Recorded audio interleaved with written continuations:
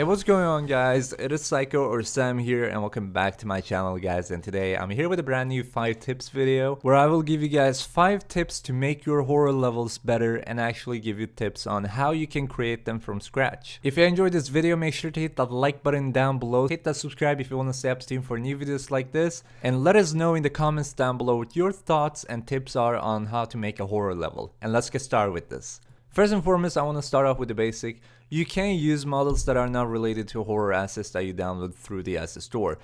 Even if you're using Unreal Engine and you're using the marketplace, you don't need to look for horror assets or abandoned models.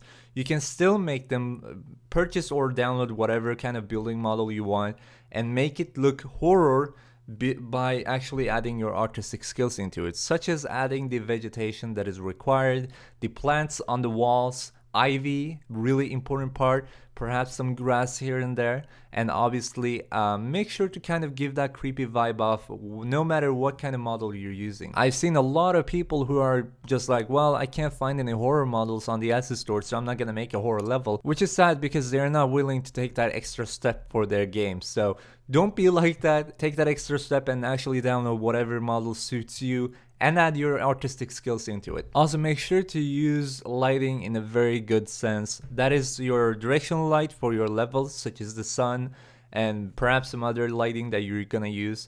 Point lights and spotlights. These are very, very important, but also your ambient lighting. So whatever kind of skybox that you have in your scene, perhaps you're using a sky dome, like a time of day kind of asset, and you still want to play around with your ambient light settings. If you have a dawn level, make sure to give that dawn look to your scene. You don't really have to make it really dark all the time. It doesn't have to be night in, specifically, because it's a horror game. Just use whatever you want to and make sure to give that creepy vibe off if you're making a horror game.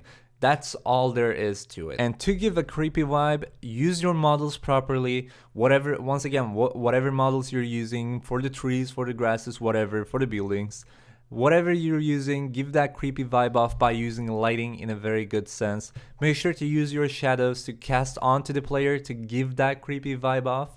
And make sure to use your general lighting in the scene, spotlights, point lights, whatever, just to make sure that your scene is as good as you would like it to be. Next up, I also want to talk about something very interesting, jump scares. For the sake of your game, please do not use any jump scares that are just images that are going to pop up on players' faces. It's outdated, it's old, it's hated, nobody likes that. Not only because they get scared, but it's lame.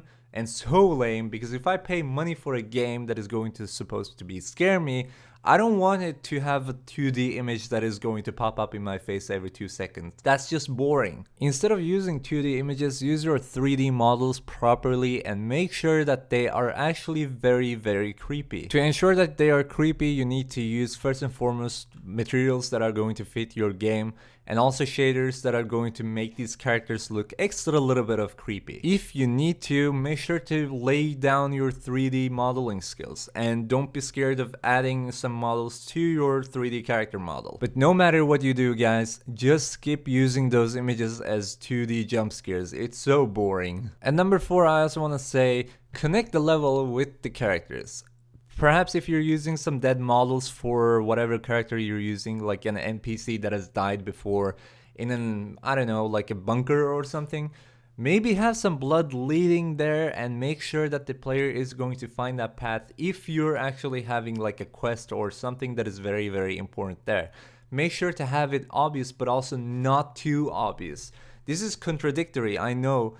But if it's way too obvious, it won't be that fun and it won't be very scary for the player. Let them have fun with the level and perhaps connect it with the characters sometimes here and there. Have some blood leaking from the character and leading a pathway to the player so that they can actually find a way out or in, depending on where they are coming from. Also, hook your enemy model with some actual creepy sounds that are going to be more global than local. What I mean by that is, perhaps if the player is, I don't know, X units away from the monster or enemy, whatever you have, maybe it's a human being, I don't know, maybe a butcher or something, use global sounds to make sure that the player hears them coming.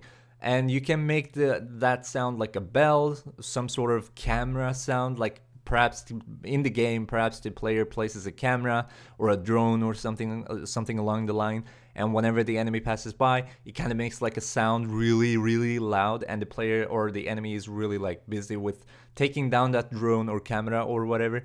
And make sure to use these kind of sounds to make sure that the player hears the enemies coming, because it's going to put them under stress. It will ensure that the player feels the pressure, and it makes that 3D nasty model you're using for your enemy even more nasty. And for the fifth and final point here, guys, to give off a creepy vibe, use real-time moving point and spotlights. You want to make sure to give off a creepy vibe by using your environment, your lighting, your characters, and sound. But if you also mix it up with some real-time moving point and spotlights that are going to shake around, flicker and all that, but also add some of that motion to the light. It's not supposed to, well, it's not supposed to, it's really up to you, but you're not forced to use static models with baked lighting. You can always use some real-time shadows to actually give off a better vibe to the player. But it's also important for your player to see and acknowledge the fact that your level is alive and there is something that can pop up in his face anytime, so he has to be in motion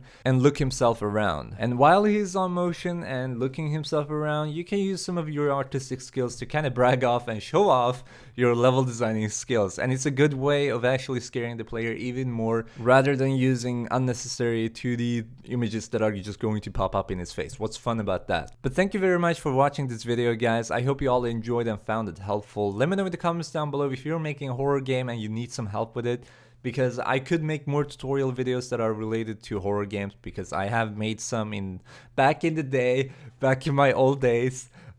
So yeah, if you have any, suggestions for me to grow as a YouTuber or a level designer, if you have any suggestions what you would like to see on this channel, because we obviously cooperate on this channel, let me know in the comments down below. It's really important for me to keep this communication with you guys.